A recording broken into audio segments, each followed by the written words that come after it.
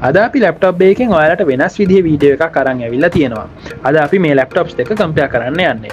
අපියරන්ස් එකෙන් similar and colour එකෙන් විතරක් වෙනසක් පේන මේ ලැප්ටොප් දෙකේ ඇත්ත වෙනස ඔයාලට දන්නවද? මේ දෙකම i7 8 Gen ලැප්ටොප්ස්. මේ දෙකම සමාන විදිහට පේනුනට ප්‍රයිස් එකේ ලොකු ඩිෆරන්ස් එකක් තියෙනවා.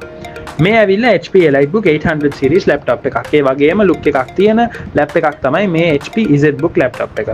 HP EliteBook එක නෝට්බුක් කැටගරි එක වැටෙන Noble Mr series ලැප්ටොප් එකක්. හැබැයි මේක ඇවිල්ලා ඊට වඩා එක්ස්පෙන්සිව් ලැප්ටොප් එකක්. කියන්නේ ප්‍රයිස් එකට හරියන performance එකක් තියෙන mobile workstation කැටගරි එකේ ලැප්ටොප් එකක්.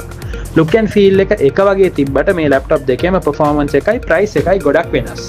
දෙකේම processor එකෙන් විතරක් කම්පෙයාර් කරොත් අපිට price එක වැඩි වගේ තේරෙන්න පුළුවන්. ඒ නිසා processor එකෙන් විතරක් කම්පෙයාර් කරන්නේ නැතුව ලැප් එකක් ගන්නකොට අනිත් factors උත් හොයලා බලන්න ඕනේ. අපි ගාව මේ laptops දෙකේම stocks තියෙනවා in clean and neat condition. ඔයාලට වැඩි විස්තර දැනගන්න ඕනේ නම් laptop.lk අපේ website එකට යන්න.